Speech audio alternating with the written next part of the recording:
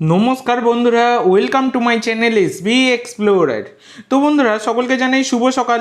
তো আজকের ভিডিওতে কিছু গুরুত্বপূর্ণ বিষয় নিয়ে আলোচনা করতে চলেছি। তো যারা চ্যানেলে প্রথমবার এসেছো অবশ্যই সকলে একটা করে সাবস্ক্রাইব করে দিও। সাবস্ক্রাইব করা সম্পূর্ণ ফ্রি, তাই যারা ভিডিও দেখবে একটা করে সাবস্ক্রাইব করতে কিন্তু কেউ ভুলো না।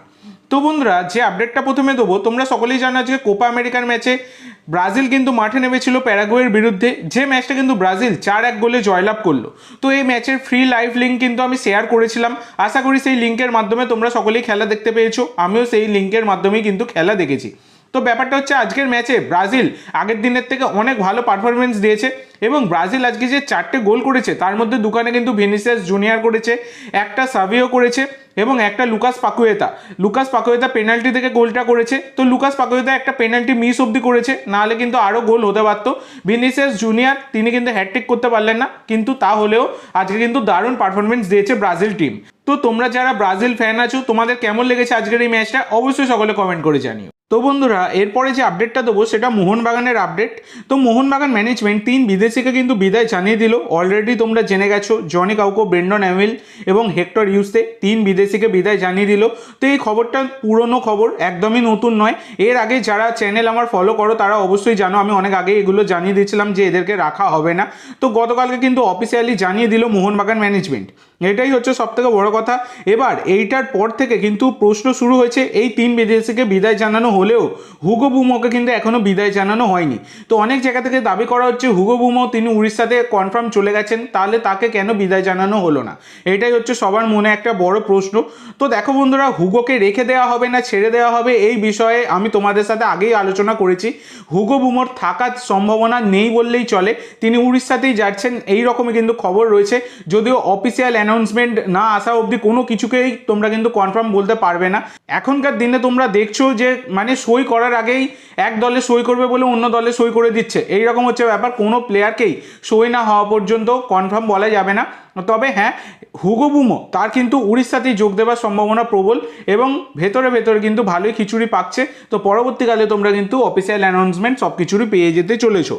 এরপরে তোমাদের যে আপডেটটা দেবো সেটা ইস্ট বেঙ্গলের একটা আপডেট তোমাদের সাথে শেয়ার করব, যেটা হচ্ছে ইস্ট বেঙ্গল ম্যানেজমেন্ট মোহাম্মদ রাকিবের সাথে 2 বছরের চুক্তি বাড়িয়ে নিয়েছে। ভারতীয় এই রাইট ব্যাকের সাথে 2 বছরের চুক্তি বাড়িয়ে নিয়েছে। আর Nishu Kumar, right back left ব্যাককে খেলতে পারেন এই নিশু কুমার, তার সাথে কিন্তু 1 বছরের চুক্তি বাড়িয়ে নিয়েছে। এছাড়া বন্ধুরা, হীরা মণ্ডলকে নিয়েও একটা বড় আপডেট বেরিয়ে আসছে, যেটা হচ্ছে 27 বছর বয়সী ভারতীয় এই লেফট ব্যাকের প্লেয়ার হীরা মণ্ডল, যার মার্কেট ভ্যালু 20 লাখ টাকা, তিনি ফ্রি এজেন্ট রয়েছেন, তোমরা সকলেই জানো। তো ইস্ট বেঙ্গল তারা কিন্তু আবার হীরা মণ্ডলকে সাইন করিয়ে নিয়েছে। তবে হ্যাঁ, এখনই সিনিয়র দলে তাকে কিন্তু প্রমোট করা হচ্ছে না। হীরা মণ্ডল 3 মাসের চুক্তিতে যোগ দিয়েছেন ইস্ট বেঙ্গলে। আপাতত সিএফএল এ তিনি কিন্তু খেলবেন। সিএফএল এ তার পারফরমেন্স দেখে তারপরে কিন্তু তাকে সিনিয়র দলে প্রমোট করা হবে। তো ব্যাপারটা হচ্ছে, হীরা মণ্ডল অনেকদিনই ম্যাচের বাইরে রয়েছেন। যে কোনো দলের সাথে যুক্ত থাকলেও বেঙ্গালুরুর সাথে যুক্ত ছিলেন, বেঙ্গালুরু ছেড়ে নর্থ ইস্টে যান, নর্থ ইস্টেও সুযোগ পাননি, সেখানে বসেই তাকে দিন কাটাতে হয়েছে। সেই কারণে ইস্ট বেঙ্গল তারা কিন্তু 3 মাসের চুক্তিতে আপাতত তাকে দলে নিয়েছে। ভালো খেলতে পারলে তারপর কিন্তু আইএসএল এর জন্য প্রমোট করা হবে। এছাড়া বন্ধুরা, ছানতে নিয়েও একটা বড় আপডেট, যেটা হচ্ছে ছানতে নাকি মোহনবাগানে আসছে। ছানতে কলকাতায় এসেছে বলেই তিনি মোহনবাগানে যোগ দিচ্ছেন, অনেক খবরই বেরিয়েছে। আমি তোমাদের সাথে এই বিষয়ে পরশু দিনে বিকেলে আলোচনাও করেছি ব্যাপারটা নিয়ে। তবে বন্ধুরা, ছান্তের সাথে 2025 অবধি কিন্তু চুক্তি ছিল মুম্বাই সিটি এফসির, এবং মুম্বাই সিটি এফসি গতকাল কিন্তু 2027 সাল অবধি চুক্তি বাড়িয়ে নিয়েছে ছান্তের সাথে, নতুন চুক্তি বাড়িয়ে নিয়েছে। তো ব্যাপারটা হচ্ছে, ছান্তেকে নিয়ে অবশ্যই ভয় পাচ্ছিল মুম্বাই সিটি এফসি ম্যানেজমেন্ট, যেভাবে আপুইয়াকে ছিনিয়ে নিয়েছে মোহনবাগান, সেইটা নিয়েই কিন্তু অনেকাংশেই ভয় পাচ্ছিল ছান্তেকে নিয়ে। তো সেই কারণে ছান্তের সাথে তড়িঘড়ি চুক্তি বাড়িয়ে নিয়েছে মুম্বাই সিটি এফসি। তো এই রকম কেস কিন্তু এর আগেও ঘটেছে, মোহনবাগানকে ভয় পেয়ে দলের প্লেয়ারের সাথে চুক্তি বাড়ানো, যেটা তোমাদের হয়তো মনে আছে। চিংলেনসানা সিং, যিনি হায়দ্রাবাদের সাথে যখন যুক্ত ছিলেন, তখন যখন সন্দেশ ঝিঙ্গান আর কি মোহনবাগান ছেড়ে ক্রোয়েশিয়ার ক্লাবে যোগ দিয়েছিল, তখন কিন্তু চিংলেনসানা সিংয়ের ওপর নজর ছিল মোহনবাগানের। তো মোহনবাগান ম্যানেজমেন্টকে ভয় পেয়ে কিন্তু তখন তড়িঘড়ি চুক্তি বাড়িয়ে নিয়েছিল হায়দ্রাবাদ এফসি চিংলেনসানা সিংয়ের সাথে। তো সেই রকমই কিন্তু এই কেসটাও কিন্তু এক প্রকার সেই রকমই তোমরা বলতে পারো। তো মোহনবাগান ম্যানেজমেন্ট যথেষ্ট শক্তিশালী একটা ম্যানেজমেন্ট, যখন তখন যা কিছু করতে পারে, সেই কারণে কিন্তু অনেকেই ভয় পাচ্ছে, আপাতত দেখা যাচ্ছে সেটাই। তো ছানতে তিনি 2027 সাল অবধি তিনি কিন্তু মুম্বাই সিটি এফসিতে থাকতে চলেছেন। যদিও পরবর্তীকালে কিছু বলা যায় না, এই মরশুমে কিছু না হলেও পরবর্তীকালে কি হবে সেটা কিন্তু দেখাই যাবে।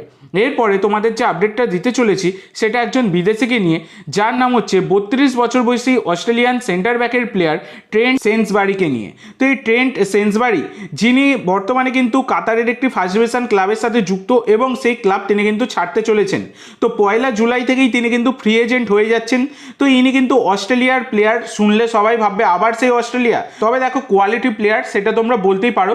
অস্ট্রেলিয়ার হয়ে বিশ্বকাপ খেলেছেন, এছাড়া অস্ট্রেলিয়া জাতীয় দলের হয়ে 61টা ম্যাচ খেলেছেন, যেখানে তার 4টে গোল রয়েছে অ্যাজ এ সেন্টার ব্যাক।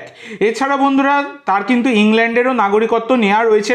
আর তোমরা যদি তার প্রোফাইল দেখো তাহলে তো তিনি কাতারের ফার্স্ট ডিভিশন ক্লাবের সাথে যুক্ত ছিলেন। এছাড়া এর আগে তিনি বেলজিয়ামের ফার্স্ট ডিভিশন ক্লাব, ইসরায়েলের ফার্স্ট ডিভিশন ক্লাব, নেদারল্যান্ডের ফার্স্ট ডিভিশন ক্লাব, সুইজারল্যান্ডের ফার্স্ট ডিভিশন ক্লাব, তারপর সিরি এর ক্লাবেও তিনি কিন্তু খেলেছেন। তো প্রোফাইল কিন্তু বেশ ভালো। তো এই প্লেয়ারটির ওপর নাকি টার্গেট রয়েছে মোহনবাগান ম্যানেজমেন্টের, এই রকম কিন্তু আপডেট রয়েছে। তো এটা আপাতত তোমরা রিউমার পর্যায়ে ধরে রাখতে পারো। তো আজকের জন্য এইটুকু বন্ধুরা, ভিডিওটি ভালো লাগলে অবশ্যই লাইক করো, শেয়ার করো, আমার চ্যানেলে প্রথমবার এসে থাকলে চ্যানেলটি সাবস্ক্রাইব করো, আর কমেন্ট করে জানাও ভিডিওটি কেমন লাগলো। ধন্যবাদ।